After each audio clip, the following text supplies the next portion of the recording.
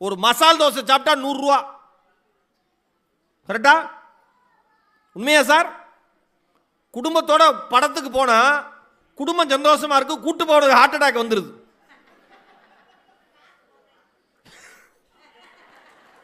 காசு போகுது. ஆமா, காசு போகல, போகுது. அதுவும் மெட்ராஸ்ல பாப்கார்ன் 300 ரூபாயாக்கா.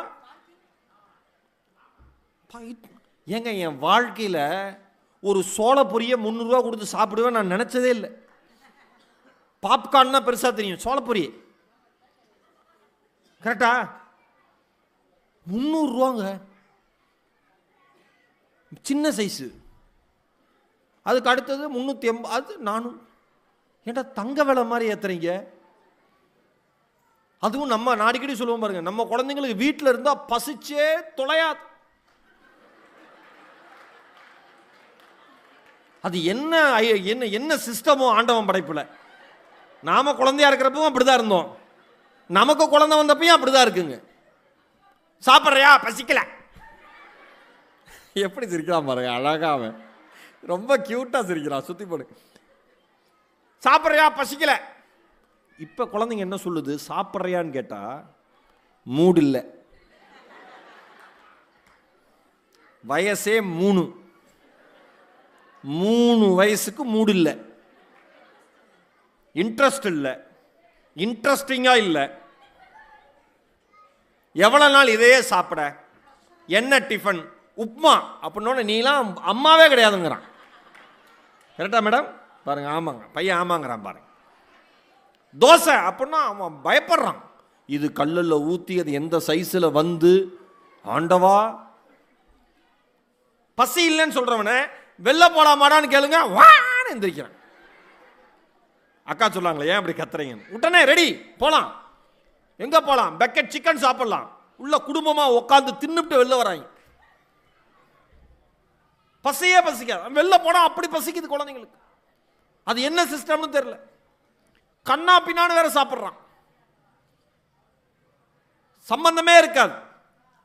ஒருவேளை உணவிற்கு நீங்கள் செலவு செய்கிற பணத்தை வாழ்க்கை முழுவதும் தேவைப்படுகிற நல்ல உணர்வுக்கு, படிப்புக்கு செலவு செய்வது ஒருபோதும் செலவே அல்ல, அது முதலீடு என்று நம்புங்கள்.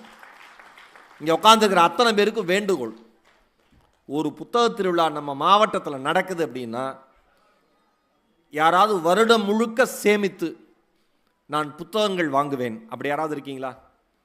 வருடம் முழுக்க பணம் சேமிச்சு நான் புத்தகம் வாங்குவேன் அப்படின்னு யாராவது இருக்கீங்களா?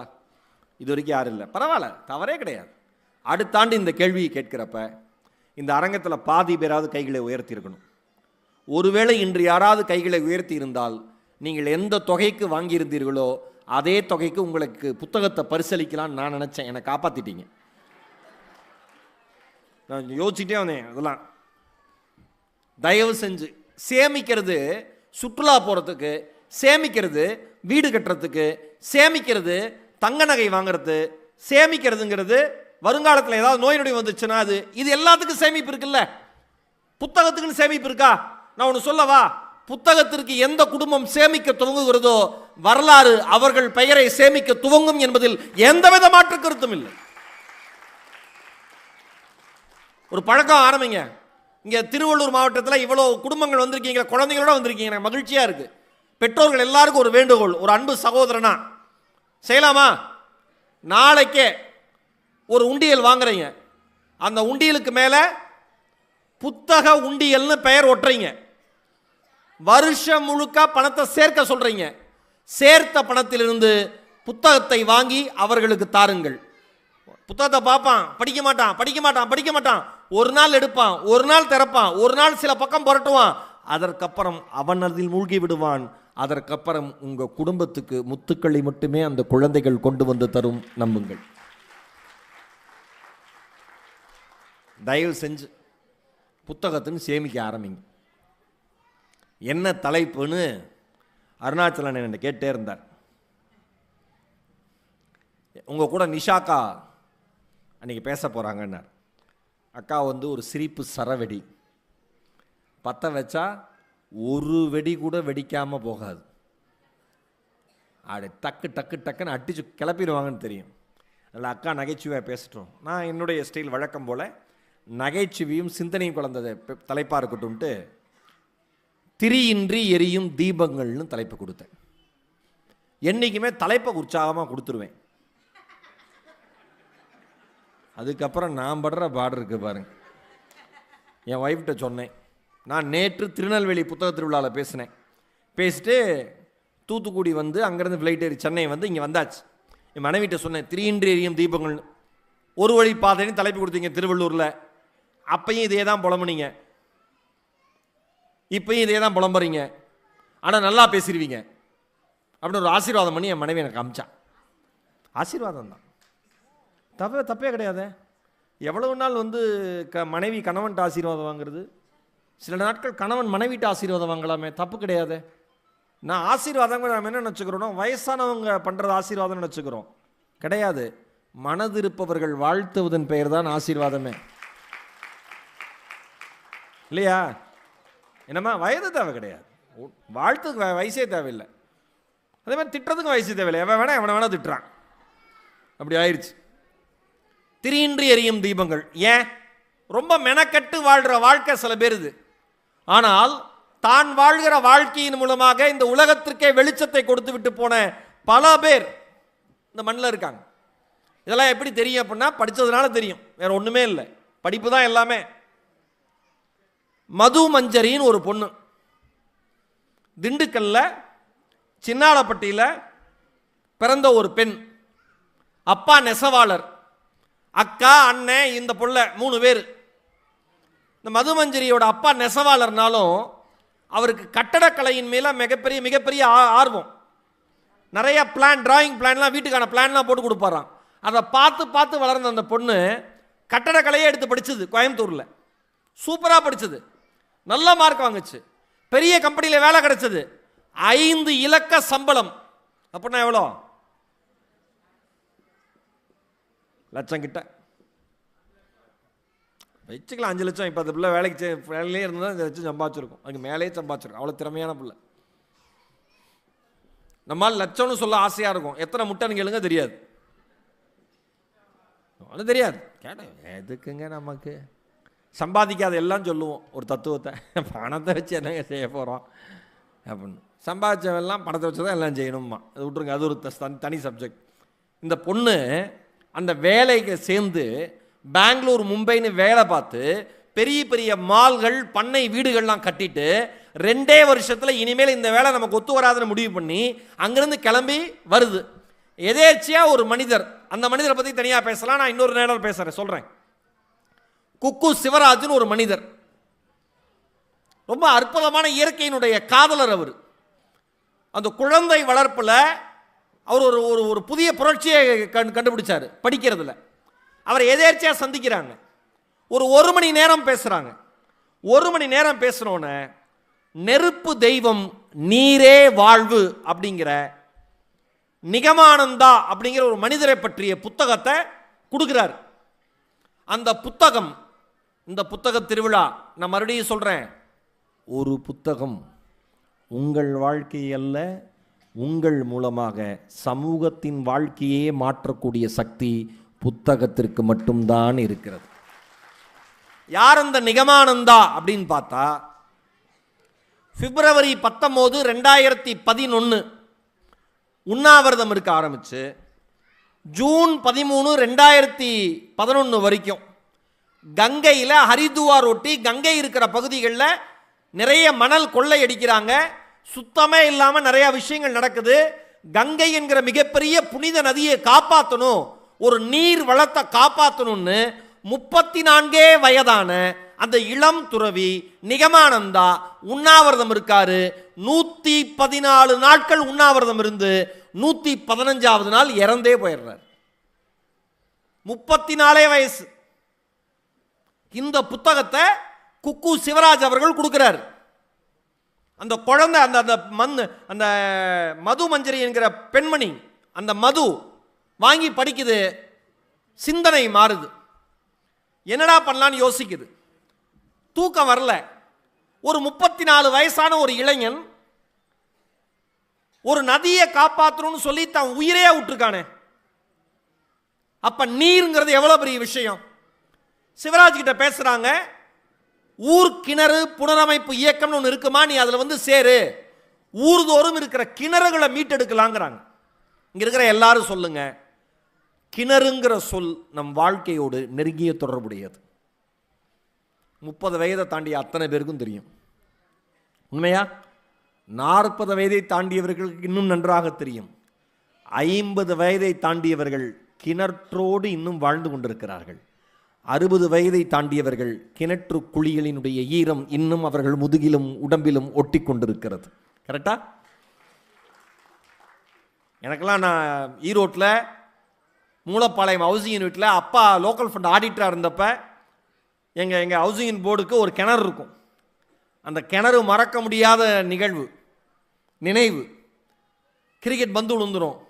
மாரியப்பன் ஒரு அண்ணன் இருப்பார், அவர் தான் பார்த்துக்குவார் மோட்டரை போட்டு தண்ணி ஏற்றுறதுலாம். அண்ணன்ட்ட கேட்டு எடுத்து கொடுங்கம்மோ, அவர் அழகாக இறங்கி எடுப்பார். நீச்சல் கற்றுக்கலாம்டா, பயப்படாதீங்கடாம்பார். கிணறுங்கிறது நம்ம வாழ்க்கையோடு தொடர்புடையது. நீ கிணறை மீட்டெடுக்கலான்னு சொன்னோன்னே அந்த பொண்ணு அந்த சர்வீஸில் இறங்குறாங்க, அந்த டீம் அந்த சர்வீஸில் இறங்குது. திருவண்ணாமலை மாவட்டத்தில் வலசை துருவம்னு ஒரு கிராமம், 400 குடும்பங்கள் வாழ்கிற கிராமம். அந்த கிராமத்தில் இருக்கிற பெண்கள் 7 கிலோமீட்டர் நடந்து போய் தண்ணீர் எடுத்துகிட்டு வருவாங்களாம். ஆண்களுக்கு கவலை கிடையாது, வேலைக்கு போயிடுவாங்க, வந்து தண்ணி குடிக்கிறதோடு சரி. 7 கிலோமீட்டர் நடந்து போயிட்டு தண்ணி எடுத்துகிட்டு வருவாங்களாம். மிகப்பெரிய வருத்தம். இதை பார்த்துருக்காங்க. என்னாச்சுன்னு பார்த்தா 60 அடி ஆழமான கிணறு ஒன்று இருக்குது திருவண்ணாமலை, அவங்க வலசை துருவத்தில். அது என்னடா ஆச்சுன்னு பார்த்தா 70 வருஷத்துக்கு முன்னாடி தீண்டாமை கிணறுன்னு சொல்லி அந்த கிணறை ஒதுக்கி வச்சு மெல்ல மெல்ல குப்பையை போட்டு மூடியே விட்டானு. அந்த இடத்துக்கே போக முடியல, முள் புதர் படிந்து கிடக்கு. இவங்க போய் மதுவன் டீம் போய் அந்த இயக்கத்தின் மூலமாக போய் மெல்ல மெல்ல அந்த குப்பைகளை எடுத்து முதல் சொட்டு நீர் சுரக்குதில்ல, சுரந்தோன சுற்றி இருந்த பெண்கள் எல்லாம் தாய்ப்பால் சுரந்தது போல நினைத்து அழுது கண்ணீர் வடித்த அந்த காட்சி என்னால் மறக்கவே முடியாது என்று சொல்லி இருக்கிறாள் அன்பு தங்கை மது. ஒரு கிணறு ஊரில் திடீர்னு ஒருத்தன் வரான், தோன்றான், சரி பண்ணுறான் அப்படின்னா விட்டுருவாங்களா? நம்ம ஊரில் நல்லது செய்ய விடவே மாட்டான். ஏன் வந்த, எதுக்கு வந்த, என் கிராமத்தில் என்ன தேவைக்காக வந்த, இந்த கிணறோட வரலாறு தெரியுமா? ஒரு குப்பையை எடுக்க மாட்டான், ஆனால் வியாக்கியானம் மட்டும் பேசுவான். நம்ம ஊரில் இவ்வளோ பிரச்சனை வரப்பெல்லாம் என்ன பண்ணுவீங்கன்னு கேட்குறப்ப மதுங்கிற அந்த பெண்மணி சொன்னா, பிரச்சனை வருகிற பொழுதெல்லாம் புன்னகையை மட்டுமே பதிலாக தருவோம், எங்களுக்கு கிணற மீட்டெடுக்கணும், இது மட்டும்தான், வேற எந்த லட்சியமும் இல்லை.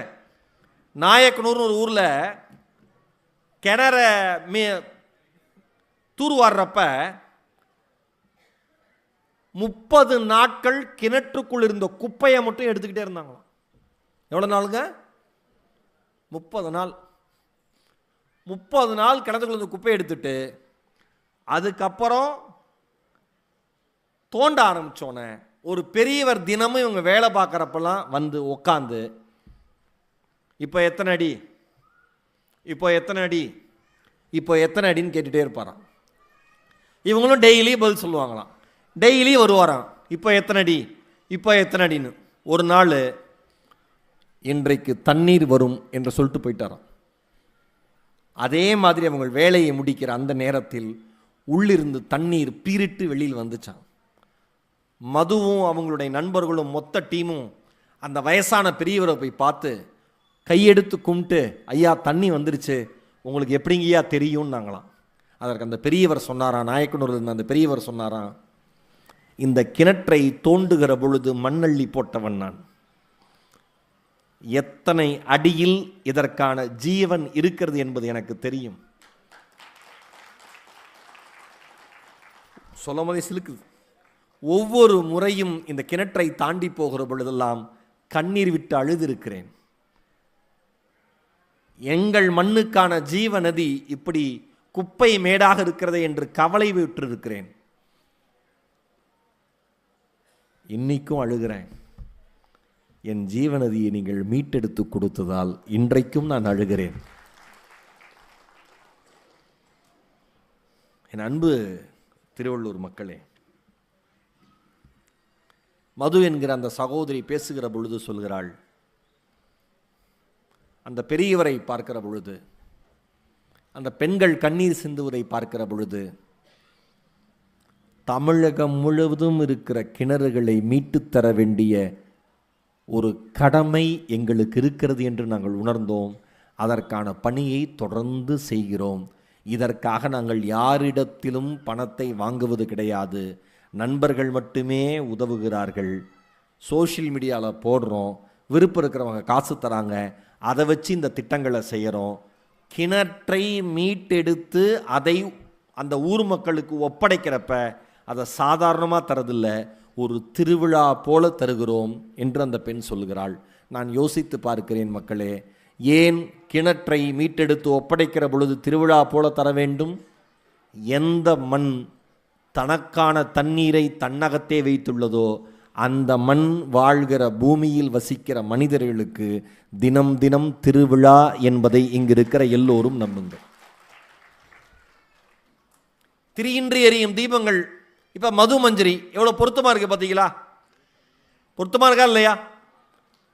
யாருக்கு தெரியும்? மதுவை பற்றி உங்களுக்கு தெரியுமா? T20 மேட்ச் பற்றி தெரியும். இந்தியா எவ்வளோ ஸ்கோர் அடிச்சுன்னு தெரியும். ஓ, சூரியவன்ஷி அடித்தது தெரியும்.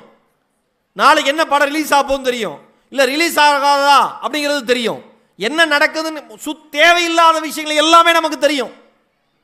ஆனால் நம்மை சுற்றி நமக்காக வாழ்ந்து கொண்டிருக்கிற மனிதர்களின் வரலாறை நமக்கு படிக்கிறதுக்கு நேரமே கிடையாது. நான் அதனால்தான் சொல்லுகிறேன், இங்கே அமர்ந்திருக்கிற அத்தனை பேரும் நாளை உள்ளே சென்று உங்களுக்கான புத்தகத்தை தேடுங்கள். நீங்கள் வாழ்க்கையில் எதை தேடிக்கொண்டிருக்கிறீர்களோ அந்த புத்தகம் நிச்சயம் உங்கள் கைகளுக்கு வரும். உங்கள் வாழ்க்கை மாறும். நீங்கள் வாசிக்க தொடங்கினால் வாழ்க்கை மாறும். எவ்வளோ பெரிய விஷயம் அந்த பொண்ணு பண்ணது. இன்னைக்கு தண்ணீர், நீங்கள் ஐயா உட்காந்தாரு, அக்கா சொன்னாங்களே ஐயா கை தட்டுறாங்கன்னு, ஐயாட்ட கேட்டு பாருங்க. தண்ணீரை பாட்டில் அடைச்சு அதை காசு கொடுத்து வாங்கி குடிக்கிற நிலைமைக்கு இந்த சமுதாயம் வரும்னு என்னைக்காவது நினைச்சு பார்த்துருப்பீங்களா ஐயா? கிடையவே கிடையாது. நான் சின்ன வயசு இருக்கிறப்ப தண்ணி கஷ்டம் இருந்தது. ஆனால் இது பாட்டில் அடைச்சி விற்பாங்கலாம் தெரியாது. எல்லாமே பிஸ்னஸ் ஆகி போச்சுல. யோசிச்சு பாருங்களேன், எவ்வளோ பெரிய ஒரு மாற்றத்தை ஒரு பெண்ணும் அவங்களை சார்ந்த ஒரு டீமும் செய்யுது. இவர்கள் சமுதாயத்திற்காக ஒளியை கொடுத்துடுறாங்க. அவங்களுக்கு எந்த ஒரு பண ஆதாயமோ புகழ் வெளிச்சமோ எதுவுமே கிடையாது. ஆனால் இந்த சமுதாயத்தில் பிறந்ததற்காக இந்த சமுதாயத்திற்கு ஏதாவது செய்ய வேண்டும் என்கிற கடமையில் ஓடிக்கொண்டிருக்கிற உன்னதமான மனுஷங்க இருக்கிற எல்லாரும் புரிஞ்சுக்கோங்க. தமிழ்ல ஈகை அப்படின்னு ஒரு வார்த்தை இருக்கு. ஈகை, ஈகைன்னா என்ன? இப்படிதான் இருக்கணும். ஒன்று கேட்டால் உடனே கீழே இருந்து பதில் வரணும். சில ஊரில் கேட்டால் உத்து பார்க்குறாங்க நம்மளை, பயமாக இருக்கு. ஈகைனா என்ன? கொடுக்கிறது. கவிக்கோ அப்துல் ரஹ்மான் ஐயா சொல்றாரு, முத்துக்குளிக்க வாரிகளான்னு ஒரு புத்தகத்தில், தமிழ் மாதிரி ஒரு அற்புதமான மொழி உலகத்திலே கிடையாது. ஏன்? அதுக்கு ஒரு சின்ன உதாரணம், ஈகை என்கிற சொல். ஈனா கொடுன்னு அர்த்தம். கையில் தான் கொடுக்க முடியும். மனுஷன் சொல்றாரு, ஈவதற்காகத்தான் கை, அதனால்தான் அது ஈகை. ஈவதுதான் கை, வாங்கிறதும் கை தான். ஆனால் கொடுப்பது உயர்ந்தது. எவ்வளவு கொடுக்கிறீர்கள் என்பதில் வாழ்க்கை அல்ல, எதையாவது கொடுக்கிறீர்களா என்பதுதான் வாழ்க்கை. அம்மா நீங்கள் ஒன்றும் சொல்லாதீங்க, அவர் ஆர்வமாக கேட்குறார். அண்ணன் சொன்னோன்னே பக்கத்தில் அந்த அக்கா பேசாமல் இருங்க, இதுக்கு தான் வீட்டில் விட்டு வரேன்னு சொன்னேன் உங்களை. அது உண்மை சொல்லிட்டாங்களா? எனக்கு தெரியும். பரவாயில்ல, அவர் ஆர்வமாக பரவாயில்ல பேசட்டும். இங்கே பாருங்களேன், எதுவுமே தப்பு இல்லைங்க. இப்போ அவர் சந்தேகம் கேட்டு எனக்கு தெரியலன்னா நான் தெரியலன்னு சொல்லணும், அதுவும் தப்பு இல்லை, தப்பே கிடையாது. நம்ம கை இப்படி இருக்கிற வரைக்கும் தினம் தினம் வாழ்க்கைக்கு நன்றி சொல்லுங்க. இப்படி இல்லாமல் நம்ம கை எப்படி வச்சதுக்கு, கரெக்டா? சும்மா ஒரு 4 இன்ச்சு வித்தியாசம்தான், இப்படி அவ்வளோதான். ஈவதற்காக தான் கை, ஈவது தான் கையினார் கவிக்கோ அப்துல் ரஹ்மான். இது எதுக்குன்னு சொல்கிறேன். சிந்துடாய் சப்கல் அப்படின்னு ஒரு பெண்மணி.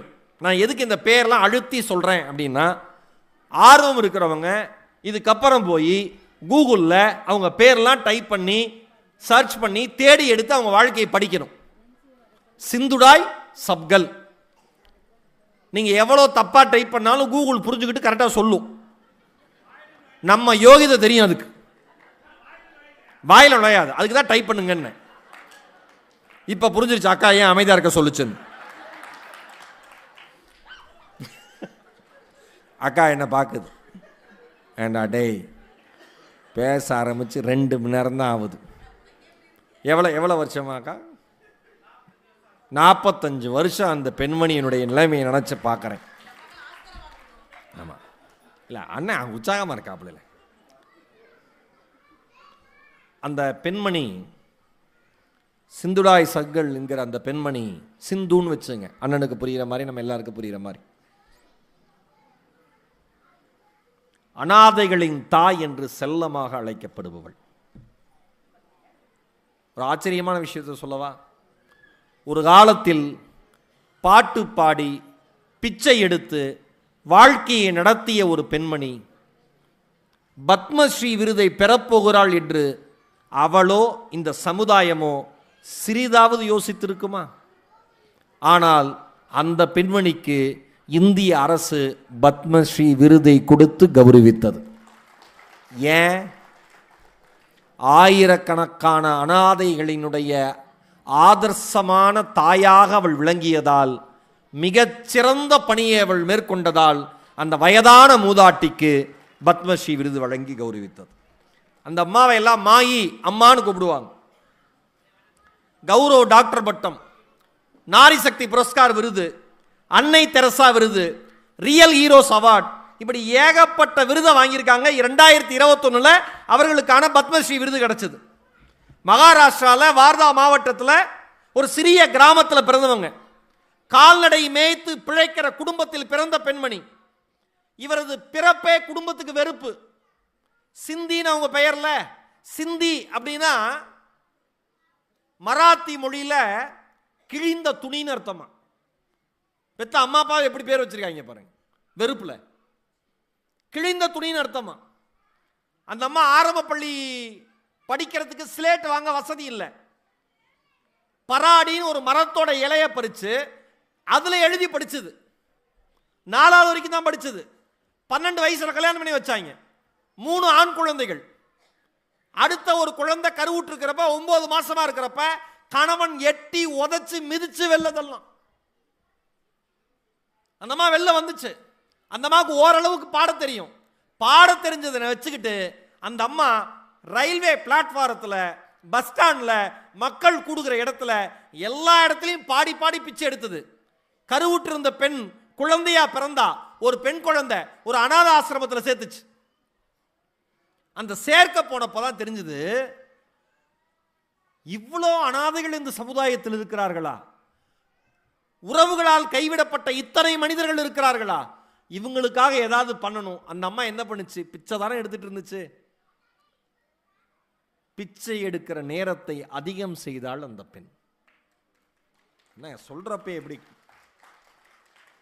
கடுமையா பிச்சை எடுக்க ஆரம்பிச்சாங்க. மெல்ல மெல்ல இவங்களை பத்தி தெரிஞ்சு உதவிகள் வர ஆரம்பிச்சது. இல்லங்கள் அமைக்க ஆரம்பிச்சாங்க. அதன் மூலமா உதவிகள் பண்ண ஆரம்பிச்சாங்க. இவங்க பிச்சை எடுத்துட்டு இருக்கிற காலகட்டத்தில் பாதுகாப்புக்காக எங்க இருப்பாங்கன்னா சுடுகாட்டில் போய் இருப்பாங்களாம். அந்த பெண் சுடுகாட்டில் போய் இருப்பாங்களாம். நான் யோசிச்சு பார்க்குறேன், சுடுகாட்டில் ஒரு பெண் இருப்பது நல்லது. அங்குதான் எழுந்து வந்து யாரும் தொந்தரவு செய்ய மாட்டார்கள். மீதி எல்லா இடத்துலையும் பொம்பளைங்களுக்கு தொந்தரவு தான், வயசு வித்தியாசமே கிடையாது. இப்படி இருந்த அந்த அம்மா மெல்ல மெல்ல மெல்ல மெல்ல மெல்ல தன்னை சார்ந்த சமூகத்துக்கு கிடைச்ச நன்கொடைய, கிடைச்ச உதவிய அனாதைகளுக்கு பராமரிக்கிறதுக்காக மெல்ல மெல்ல மெல்ல வந்துச்சு. இதுல என்ன ஒரு அற்புதமான விஷயம் தெரியுமா? அவங்க புருஷனுக்கு 70 வயசா இருக்கிறப்ப அந்த ஆள் மறுபடியும் இந்த அம்மாவை தேடி வரான். அடைக்கலமாகறான், என்னை ஏத்துக்கோன்னு. இந்த ஆம்பளைங்க மாதிரி ஒரு திருட்டு பயலுக உலகத்துல யாருமே கிடையாது. உண்மைனே, நாமெல்லாம் ஒத்துக்கணும். நாம் பண்ணுற வேலைக்கெல்லாம் நமக்கு இந்நேரம் 10-15வது திவசம் வந்திருக்கணும். ஏதோ அந்த அம்மா காக்காய்க்கு சோறு வைக்காமல் நமக்கு வச்சு வாழ வச்சுக்கிட்டு இருக்கு. என்ன சாதாரண விஷயமா? நம்மகிட்ட இருக்கிற மிக மோசமான கோபத்தை, நம்ம ஆழ்மனதில் கொட்டி கிடக்கிற அசிங்கமான சொற்களை, நம்முடைய உடலில் இருக்கிற பலத்தை எல்லாத்தையுமே மனைவிங்கிற ஒருத்தி வந்துட்டா காமிக்க தயாராயிருவோம் ஆண்கள். இதெல்லாம் சக்தி இருக்கிறப்ப, கெத்து இருக்கிறப்ப, கொஞ்சம் பணம் இருக்கிறப்ப, ஒரு சட்டையை போடுறப்ப கை இப்படி நுழைஞ்சாலே WWF சாம்பியன் நினப்பு. இவ்வளவு ரசப்பொடி போறதுக்கு பதிலா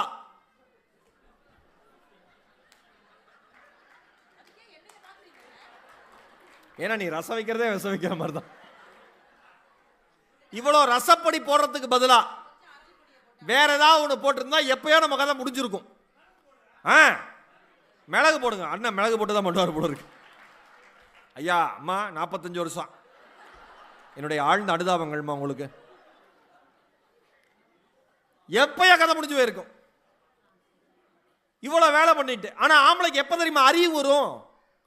அவனால் எழுந்து நிற்க முடியாத பொழுது, அவனால் அவன் வேலைகளை பார்த்து கொள்ள முடியாத பொழுது, அவனால் அவன் சம்பாதித்த பணத்தை காப்பாற்ற முடியாமல் மொத்தமாக அழித்த பிறகு, இந்த உலகத்தில் யாருமே அவனுக்கு இல்லை என்று தோன்றிய பொழுது, அவனுக்கு முதலில் நினைவில் வருகிற முகம் அவன் மனைவி மட்டும்தான். அந்த அம்மா எவ்வளோ பெரிய மனுஷிங்க, நாதைகளின் தாய் இல்லை, ஏற்றுக்குச்சான். நம்ம ஏற்றுக்குச்சான். சில அம்மாக்கள்லாம் இருக்கு, கல்யாணம் ஆனப்ப என்ன தெரியுமா சொன்னா, உன்னெல்லாம் அன்றைக்கே கொண்டிருக்கணும் ஐயா, இவ்வளோ ஞாபகம் வச்சிருக்கோம். அந்த அம்மா ஏற்றுக்குச்சு. எல்லாரும் கேட்டாங்களா, அவ்வளோ பெரிய ஒரு துரோகத்தை செய்துவிட்டு உங்களை நடுத்தெருவில் நிறுத்தி பிச்சை எடுக்க வைத்த ஒருவனை வாழ்க்கையில் எப்படி ஏற்றுக்கொண்டீர்கள் மாயி தாயே? அதற்கு அந்த தாய் சொன்னாள், கணவன் எனக்கு ஒரு மூத்த குழந்தை, குழந்தைகள் தவறு செய்தால் அம்மாக்கள் பொறுத்து கொள்வது என்பது இயல்பு, நான் பொறுத்து கொண்டு அவனை ஏற்றுக்கொண்டேன். கிட்டத்தட்ட பொதுவாக அனாதை இல்லங்களில் கொஞ்சம் வளர்ந்ததுக்கு அப்புறம் பார்த்துக்க மாட்டாங்க, அவங்கவுங்க வேலைக்கு போங்கன்றுவாங்க. பெண்களுக்கு திருமணமாகிற வரை, ஆண்களுக்கு வேலை கிடைக்கிற வரை அவங்க அனாதை இல்லத்தில் கிட்டத்தட்ட பச்சிலம் குழந்தையிலிருந்து 80 வயது பெரியவர் வரை இருக்காங்களாம். என் அன்பு மக்களே, நீங்கள் அத்தனை பேரும் யோசிங்க. இவங்களை பற்றின ஒரு படம் வந்துச்சு மராத்தி மொழியில், மீ சிந்து டாய்ஸ் சப்கல் அப்படின்னு சொல்லிட்டு ஒரு படம் வந்துச்சு. அது லண்டன் திரைப்பட விழாவுக்கு தேர்ந்தெடுக்கப்பட்டது. இவங்க நான் நிறைய கவிதைகள் வாசிப்பேன். அப்போ சீனு ராமசாமி, இயக்குனர் சீனு ராமசாமி இருக்கார் பாருங்க, அவருடைய கவிதைகள் தொகுப்பில் ஒரு தொகுப்பு, தயைன்னு நினைக்கிறேன், எனக்கு சரியா அந்த தொகுப்பினுடைய பெயர் தெரியல.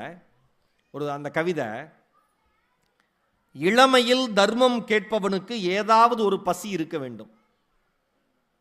இளமையில் தர்மம் கேட்பவனுக்கு ஏதாவது ஒரு பசி இருக்க வேண்டும். கையேந்தி கண்கள் நோக்குபவனிடம் ஏதேனும் ஒரு ஊனத்தை எதிர்பார்க்கிறது.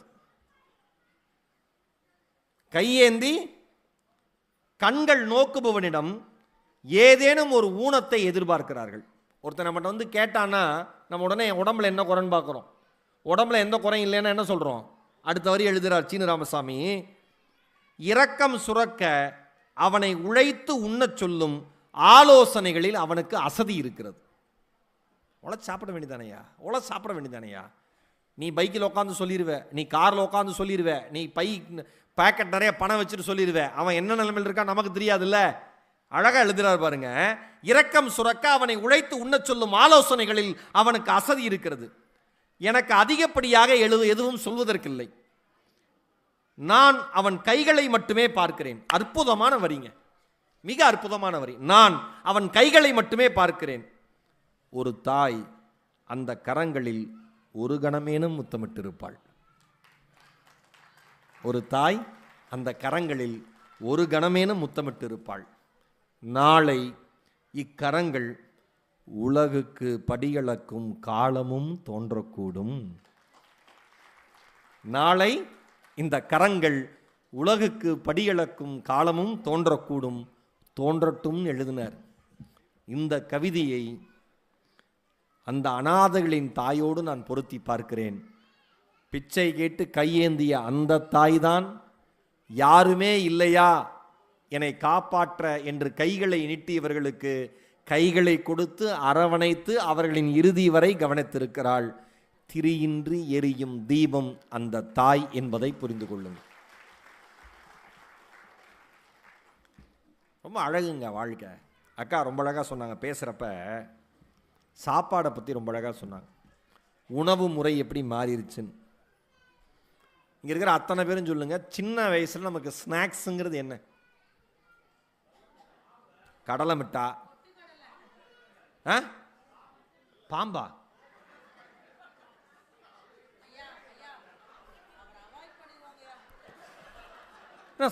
அண்ணா ஸ்நாக்ஸா சாப்பிடுவீங்களா? ஏன் என்னக்கா சொல்றாரு உங்க கணவர்? ஓ ஸ்நாக்ஸ்னு புரிஞ்சுக்கிட்டீங்களா?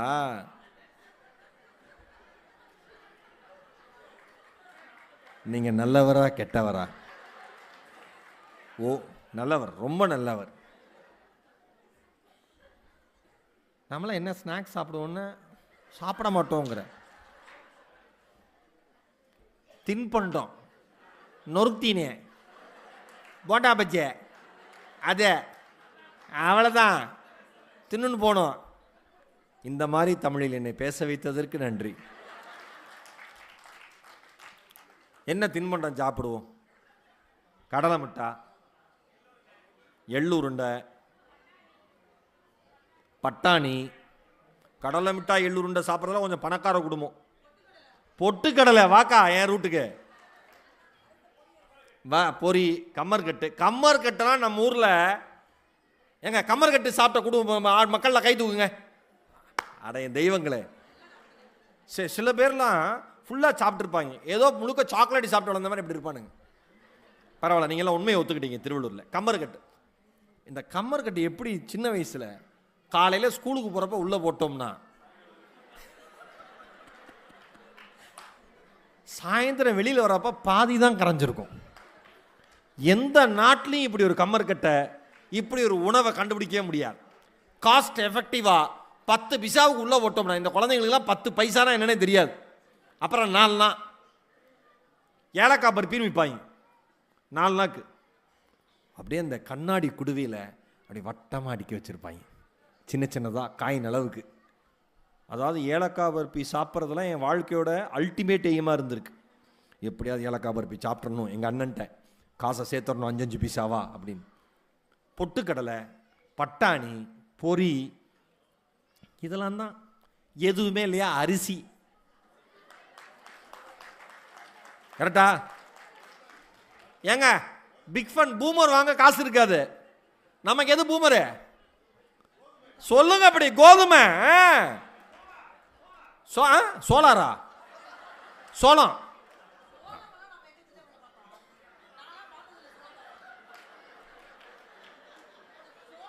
இங்க பாருங்க, 45 வருஷம் அக்கா, உனக்கு நஷ்ட ஈடா எவ்வளோ வேணா நான் தரேங்க்கா. இந்த மனுஷனை ஏதாவது 2 பேரும் சேர்ந்து பண்ணி விட்டுருவோம் நம்ம. சோளமா, கோதுமை, கோதுமையை சாப்பிட்டு அரைச்சிக்கிட்டே இருப்போம், பிக் ஃபன் மாதிரி வந்துடும். கரெக்டா? மொட்லி விட முடியாது, வராது. ஃப்ரெண்டு பக்கத்தில் கொஞ்சம் பணக்கார ஃப்ரெண்டு, அவன் அப்படி சாப்பிட்டு விடுவான், நாம அப்படி இருப்போம். மொட்லி விடுமா அவன், எனக்கு பிடிக்காது அப்படின்னு. பிடிக்காம இல்லை, வராது. எவ்வளோ இப்போ சார், இப்போ நான் வந்து உங்கள் கையில் ஒவ்வொருத்தர் கையிலையும் ஒரு 5000மோ 10,000மோ 500 ரூபாயோ தரல, பழைய நினைவுகளை சொன்னேன். எவ்வளோ மகிழ்ச்சி ஆயிட்டீங்க அத்தனை பேரும், எவ்வளோ மகிழ்ச்சி ஆயிட்டீங்க. அரிசின்னு சொன்னா எத்தனை பேருக்கு சிரிப்பு கைத்தட்டு. கரெக்டா? இந்த ஆம்பளை பசங்க டிராயரில் ஃபுல்லாக அரிசி தான் போட்டு வச்சிருப்பாங்க. பெரிய சிந்தனை, சிற்பி நினப்பு. எப்போ நமக்கு போர் அடித்தாலும் எடுத்து ஏதோ உடனே தாமஸ் ஆல்வா எடிசனா ஆல்பர்ட் ஐன்ஸ்டீனா மாறுற மாதிரி ஜவுமிட்டா வாட்ச் மாதிரி கட்டுறது. அவர்கிட்ட சொல்லுவோம், கொஞ்சம் பெரிய வாட்சா கட்டுங்க. அவர் சொல்லுவார், நீ கொடுத்த நொட்ட நாக்கு இது போதும். பெரிய வாட்சா உன் கையை சுற்றி கட்டுறது. என் கிளாஸில் குண்டா இருப்பான். ஆனால் உண்மையாக சொல்கிறேங்க, நம்ம பசங்க மூளையே மூளைங்க. என் ஃப்ரெண்டு ஒருத்தன் சொன்னான், மச்சான் எவ்வளோ இருக்குது? என்கிட்ட 10 காசு, உன்ட்ட 5 காசு, உன்ட்ட இவர் மொத்தமாக 8 அணா இருக்குது. 8 அணாக்கு இந்த வயலை விட்டுருவோம்.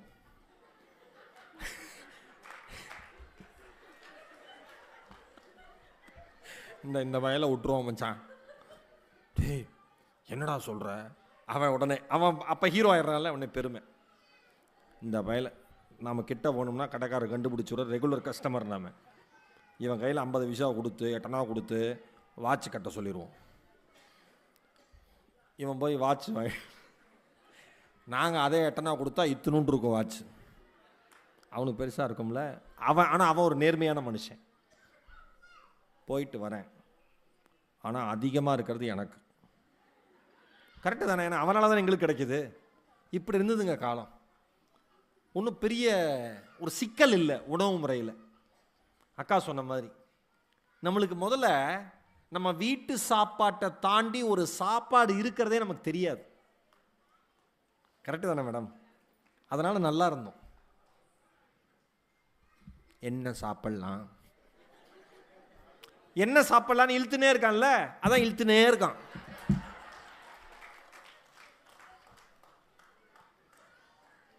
நீங்கள் பீட்சா சாப்பிடுங்க, பர்கர் சாப்பிடுங்க, பக்கெட் சிக்கன், என்ன வேணால் சாப்பிட்டு தொலைங்க.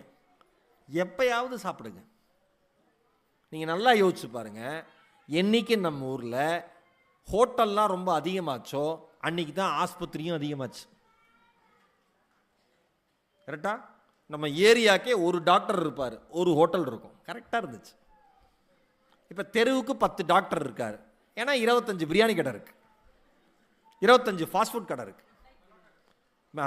மிட் நைட் பிரியாணி, நடு இரவு சாப்பிடு, அப்படியே போய் சேரு. எதையுமே சார் ஒன்று சொல்லவா, அளவாக இருப்பது நலமாக இருந்தது.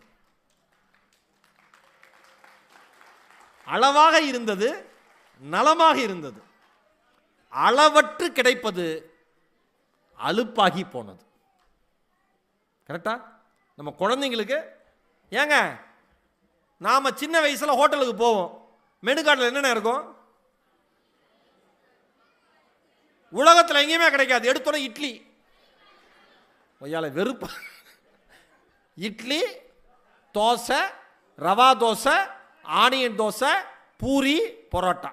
மெனுவே முடிஞ்சு போச்சு. இப்போ மெனு கார்டு தரான் நிஷாக்கா, ஒரு 25 பக்கம். இது சாப்பிட்டா இன்னைக்கு சாப்பிடலாம், 4வது பக்கத்தில் சாப்பிடுங்க, 4 நிமிஷம் தான் போயிடுவீங்க. பொரட்டு. இதில் என்ன ஆயிட்டான் மனுஷன்னா, அத்தனையும் பார்த்துட்டு இன்னைக்கு என்ன ஸ்பெஷல், அந்த சர்வருக்கு 1 லிட்டர் தண்ணி எடுத்து மூஞ்சிலே ஊற்றுன போல இருக்கும். தின்னுட்டு போங்கலேண்டா. மெனு ஃபுல்லாக படிச்சுட்டு என்ன இருக்கு அப்படிமா, எப்படி இருக்கும் ஆத்திரமா. இப்படி இருந்துச்சு உணவு முறை. நம்ம உணவு முறை சிக்கலே கிடையாது, ஆப்ஷன்ஸே கிடையாது. விளையாண்டு வந்தால் கூழ் கொடுப்பாங்க வீட்டில், ராகி கூழ், சத்துமாவு கஞ்சி ஒவ்வொரு வீட்லேயும் அந்த அம்மாவே அரைக்கும். புருஷன் ரைஸ் மில் போய் அரைச்சிட்டு வருவார். அதுலேயும் முன்னாடி மிளகா போட்டு அரைச்சிருந்தா சத்து மாவு போட்டு அரைக்க கூடாது. இதெல்லாம் எங்க அம்மா எங்க அப்பாவுக்கு சொன்ன ரூல்ஸ். ஏன்? அந்த காரம் குழந்தைங்க சாப்பிட்ற இந்த மாவுல ஏறிடும். ஒரு நாள் எங்க அப்பா போன ஒரு அரை நாள் வரல. எங்க அம்மா, மாவு அரைச்சிட்டு வர இவ்வளவு நேரமா? எங்க அப்பா, வந்தவெல்லாம் மிளகாயா அரைக்கிறாண்டி, நான் எங்கடி மாவு அரைக்கேன். அப்போ பரவாயில்ல. ஏங்க இதெல்லாம் நான் நீங்கள் ஒன்றுமே ப்ரிப்பேர் பண்ணிட்டு வரல. உணவுன்னு சொன்னோன்னே இவ்வளோ ஞாபகங்கள் நமக்கு இருக்கு. சாப்பிட்றதுன்னு சொன்னோன்னே அவ்வளோ சந்தோஷமாக இருக்கும். எது கொடுத்தாலும் மகிழ்ச்சியாக சாப்பிட்ட தலைமுறை நம் தலைமுறை. எதை கொடுத்தாலும் மகிழ்ச்சியாக உண்ட தலைமுறை நம் தலைமுறை. எதை கொடுத்தாலும் உண்ணாமல் இருக்கிற தலைமுறை இந்த தலைமுறை. அந்த பையன் சொல்றான், ஏன் சார் டேஸ்ட் இல்லை, சக்கரை இல்லை, குறையா. நம்மாழ்வார் ஐயா சொன்னார், ஏங்க நம்மாழ்வார் ஐயா என்ன பல கோடி சம்பாதிச்சுட்டா போனாருன்னு யோசிச்சு பாருங்க. ஒரு மல்டிநேஷனல் கம்பெனி ரன் பண்ணாரா? இல்லை உலகம் முழுக்க சொத்து வாங்கி போட்டிருக்காரா? இல்லை தமிழ்நாடு முழுக்க பண்ணை தோப்புகளை வாங்கி போட்டிருக்காரா? உலகம் முழுக்க எது நல்லது, எதை சாப்பிடணும்னு சொல்லிட்டு விதைச்சிட்டு அந்த மனுஷன் விதையா போயிருக்கார். அவர் தான் சொன்னாரு, நம்மாழ்வாரையா சொன்னாரு, விவசாயம் என்பது வியாபாரம் அல்ல, அது ஒரு வாழ்க்கை முறை. நீ எவ்வளோ சீக்கிரம் விதைச்சு அறுவடை பண்ணி விற்கலான்னு பார்க்காத, எப்படி அவனை சாப்பிட வைக்கணும்னு யோசினார். வியாபாரமா பார்க்காத விவசாயத்தன்னார். இதனுடைய பலன் எப்படி கிடைச்சதுன்னா, இல்வான்னு ஒரு 4-5 ஸ்டூடெண்ட்ஸ் ஸ்வீடன் நாட்டில இருந்து வந்திருந்தாங்க. அவங்க நாட்டில் ஸ்வீடனோட தலைநகரில் அங்கே இருக்கிற ஒரு கல்லூரியில், ஸ்டாக்ஹோம் ஸ்வீடனோட கேபிட்டல் தலைநகரம், அங்கே இருக்கிற ஒரு கல்லூரியில் படிக்கிறவங்க சுற்றுச்சூழல் மற்றும் சகோதரத்துவம் சார்ந்த படிப்பு, அந்த படிப்பை படிச்சுட்டு இருக்க அந்த சகோதரிகள் இங்கே வராங்க. அவங்க நாட்டுப்படி 3 வருஷ படிப்பில் 2 வருஷம் அங்கே படிக்கணும், 1 வருஷம் இங்கே படிக்கணும். நம்மாழ்வார் தொடங்கிய குடும்பம் அமைப்பு மூலமாக இங்கே கற்றுக்க வராங்க. இங்கே கற்றுக்கிறாங்க 1 வருஷம் படிப்பை முடிச்சுட்டு அந்த இல்வா என்கிற அந்த சகோதரி சொன்ன ஸ்டேட்மெண்ட் என்ன தெரியுமா? இது நாள் வரை நாங்கள் சாப்பிட்டது உணவு அல்ல, விஷம் என்று சொன்னார். இங்கே வந்த பிறகுதான் எது உணவு என்று அறிந்து கொண்டோம். கரெக்டா? திரியின்றி எரியும் தீபம் என்றைக்கும் நம்மாழ்வார் ஐயா ஏற்றி வைத்த அந்த அறிவு தீபம் எந்த திரியும் இன்றி எல்லோரு மனதிலும் எரிந்து கொண்டிருக்கிறது. இதுக்கு பேர் தான் வாழ்க்கை. ஐயா தான் சொன்னாரு, டே தண்ணிய பூமியை தோண்டி எடுக்காதீங்கடா, அதை வானத்திலிருந்து வரவைங்கடான்னார். தண்ணிய பூமியை தோண்டி எடுக்காதீங்க, அதை வானத்திலிருந்து வரவீங்க. நீ இந்த இயற்கைக்கு சரியா பண்ணேன்னா இந்த இயற்கையும் உனக்கு சரியா பண்ணும், இல்லைன்னா சரியா பண்ணும். சொல்றோம்ல, தை பிறந்தெல்லாம் இவ்வளோ குளிர் பார்த்ததே இல்லை. நீ புடுங்கின புடுங்குக்கு மரத்தை இந்த குளிர் வரதான் செய்யும். எங்கள் ஊர்லலாம் இப்படி மழை வந்து பார்த்ததே இல்லை. மழையே நம்ம ஊரில் வராது, வந்தா இதுக்கு மேலே வராதுங்கிற அளவுக்கு வரும். இனிமேல் உலகம் இப்படி தான் இருக்கும். ஏன்? நாம் விதைச்சது. நான் அடிக்கடி சொல்லுவேன், நினச்சது முளைக்காது, விதைச்சது தான் முளைக்கும். ஒரே ஒரு பிளாஸ்டிக் பேப்பரை இந்த மண்ணுக்கிட்ட அப்படி தூக்கி போட்டோம்னா இந்த மண் விடுகிற சாபத்தில் ஒரு சிறிய பங்கு நமக்கு சொந்தம்னு அர்த்தம். எனக்கு தெரிஞ்சு ஒயர் கூடையில் போயிட்டு இருந்ததா? கரெக்டா? பார்சல்லாம் முதல்ல எப்படிங்க போய் வாங்கிட்டு வருவோம்? ஹோட்டலில், தூக்குச்சட்டியில், டிஃபன் பாக்ஸில், மந்தார இலையில், வாழை இலையில் இட்லி கட்டி கொடுப்பாங்க, பாக்கு மட்டையில் கொடுப்பாங்க. அந்த வாழை இலையில் சுட சுட இட்லி கட்டி கொடுத்தோன்னே அந்த அந்த அந்த பொட்டலத்தை பிரிப்போம் பாருங்க. அந்த இலையை கட்டுறதுக்கு இப்பெல்லாம் போட்டு ரப்பர் பேண்டை போட்டு தூக்குல தொங்க விடுறான் பாருங்க. சாம்பார் பேக்கெட்டை பிரிக்கவே முடியாது. பசியில் உட்காந்துங்க ரப்பர் பேண்ட் பிரிக்கிறதுக்குள்ள நீ செத்துருவ. ஒய்யால கொலவரியில் போட்டிருப்பான் பேண்டை. எப்படி வரல? அண்ணெல்லாம் சுற்றி சுற்றி மண்டை கண்டு போய் படுத்த பிறகு அக்கா ஊட்டி விட்டுருக்கு. பழைய காலத்தில் இலையை கட்டுறதுக்கு என்ன பண்ணுவாங்க சொல்லுங்க? வாழை நாறு, அந்த வாழை அந்த இடத்துல சர்ன்னு இப்படி உரிப்பாங்க, கட்டுவாங்க, கொடுப்பாங்க. எல்லாமே இயற்கையாக இருந்ததா? உடம்பு ஆரோக்கியமாக இருந்துச்சா? 80 வயசு 90 வயசு பாட்டின கிராமத்து பக்கம் அதே நிலத்துக்கு போயிட்டு அது கூலி வேலை பார்த்துட்டு திரும்பி வந்துக்கிட்டு இருக்கு. 20 வயசு பையன் உட்காந்தா எந்திரிக்க முடியல, இடுப்பு பிடிக்குதுன்னு டாக்டர்கிட்ட இருக்கான். ஏன்டா பிடிக்குதுன்னா, நீ பிடிச்ச புடி அப்படி அங்கங்கே பிடிக்குது. வாழ்க்கை முறை எப்படி? நம்மளுடைய என்ன சொன்னார்? அவ்வளோதான் சார். இந்த வாழ்க்கையில் நாம் ரொம்ப ரொம்ப நல்ல வாழ்க்கை வாழணும்னு சொல்லிட்டு இந்த மண்ணுக்காக மனிதர்களுக்காக போராடிய மனிதர்கள் தான் திரியின்றி எரிகிற தீபங்கள். நல்லா ஞாபகம் வச்சுக்கோங்க. நான் பெங்களூர் போயிருக்கேன். பெங்களூர் போயிட்டு ஒசூர் போகிறேன். ஒசூரில் சிவராத்திரி பூஜை கலந்துக்கிறதுக்காக போகிறேன். என்னுடைய நண்பர்கள் வந்து ஓ மை காட் அப்படின்னு ஒரு ஆப் லான்ச் பண்ணாங்க. அதுக்கு சிவராத்திரி பூஜை ஒன்று வச்சாங்க. அதுக்காக நான் போயிருந்தேன். அந்த போகிற வழியில் ஒரு கிராமத்து வழியில் போகிறேன். சிறிய சிறிய குழிகளாக இருக்குண்ணே. அந்த சின்ன சின்ன குழியை ஏதோ ஒரு மனுஷன் சைக்கிளில் ஜல்லி அள்ளிட்டு வந்து உள்ளுக்குள்ளே போட்டு மூடி சரி பண்ணிக்கிட்டு இருக்கார். இந்த சமுதாயம் குழிகளால் நிறைந்த சமுதாயம்தான். ஆனால் அதை நிரப்புவதற்கு ஒரு நல்ல மனிதன் எங்கேயோ உலவிக் கொண்டிருக்கிறான் என்பதை மறந்து விடாதீர்கள். ஏன் என்ன வேலை அவனுக்கு? யார் அவரு? அந்த குழிக்கு அவருக்கு என்ன சம்பந்தம்? ஏதோ ஒன்று நடந்திருக்கலாம். அவர் தவறி விழுந்திருக்கலாம். அவர் தலைமுறை தவறி விழுந்திருக்கலாம். யாருமே விழலைனா கூட யாரும் விழக்கூடாதுன்னு கூட அவர் நினைச்சிருக்கலாம். மிகப்பெரிய மனிதர்கள் மட்டும் திரியின்றி எரிகின்ற தீபங்கள் அல்ல.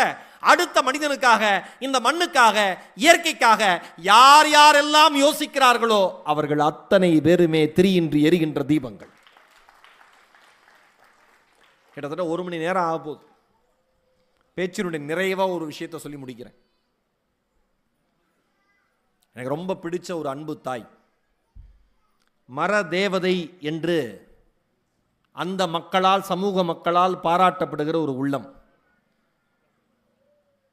வனங்களின் களஞ்சியம் என்று இயற்கை ஆர்வலர்களால் பாராட்டப்பட்ட ஒரு வயதான தாய் துளசி கவுடான்னு அவங்க பேர். பேர் என்னங்க? துளசி கவுடா.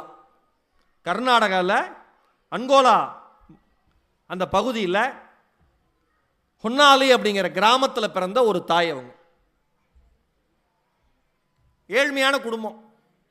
3 வயசில் அப்பா இறந்துடுறார். 12 வயசில் கல்யாணம். கொஞ்ச நாள்லேயே புருஷன் இறந்துடுறார். அப்புறம் அம்மா சகோதரிகளோட வேலை பார்க்குறாங்க. கர்நாடகாவில் வனப்பகுதியில் தினக்கூலியாக வேலைக்கு போகிறாங்க. பாத்தி கட்டி விதைகள் விதைச்சு வளருது இல்லை, அந்த விதைகளை பாதுகாக்கிற பணி துளசி கவுடாக்கு, துளசி அம்மாவுக்கு. அந்த அம்மா விதைகளை பற்றி நல்லா தெரிஞ்சுக்கிறாங்க. ஒரு ஆச்சரியம் என்ன தெரியுமா? ஃபாரஸ்ட் டிபார்ட்மெண்ட்டில் மெத்த படிச்சுட்டு வேலைக்கு வந்தவங்களுக்கே தெரியாத ஒரு விஷயம், தரமான விதைகளை உருவாக்குகிற தாய் மரங்களை துளசி கவுடா மட்டுமே தெரியும். அவங்களுக்கு மட்டும்தான் தெரியும். ஆச்சரியப்பட்டு போனாங்க அத்தனை பேரும். அந்த அம்மாவுக்கு 80 இறந்துட்டாங்க, தவறிட்டாங்க. அந்த அம்மா 80 வயசுக்கு மேலே. எப்போ சரியாக பிறந்தாங்க கூட அவங்களுக்கு தெரியல. எவ்வளோ மரங்கள் நட்டாங்கன்னு தெரியல. எவ்வளோ மரங்கள் நட்டிருப்பீங்கன்னு அந்த அம்மா கேட்டதுக்கு, தெரிலப்பா, நடுறது மட்டும் என் வேலை, வளர்க்குறது தான் என் வேலை, கணக்கு வச்சுக்கிறது என் வேலை இல்லைன்னு அந்த அம்மா.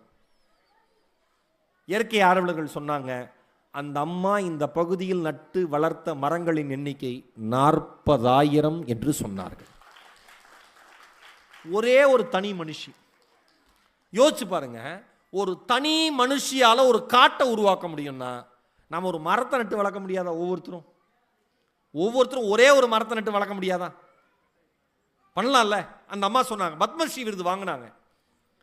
இந்த துளசி கவுடா மாதிரி, மரியாதைக்குரிய அனாதைகளின் தாய் சின்னம்மா மாதிரி, நம்மாழ்வார் ஐயா மாதிரி, மரியாதைக்குரிய அன்பு சகோதரி மது மஞ்சரி மாதிரி, பெயர் தெரியாமல், ஊர் தெரியாமல், நம் பார்வைக்கே படாமல் இந்த மண்ணுக்காக போராடுகிற 1000 உள்ளங்கள் இருக்கிற பூமி இந்த பூமி. ஏன் இந்தியா உலகத்தில் இருக்கிற அத்தனை பேராலும் மதிக்கப்படுகிற பூமியாக இருக்கிறது என்றால், இந்த நாட்டில் இருக்கிற நல்ல எண்ணம் கொண்ட மனிதர்கள் மாதிரி உலகத்தில் வேறு எங்கும் இல்லை என்று நம்புங்கள்.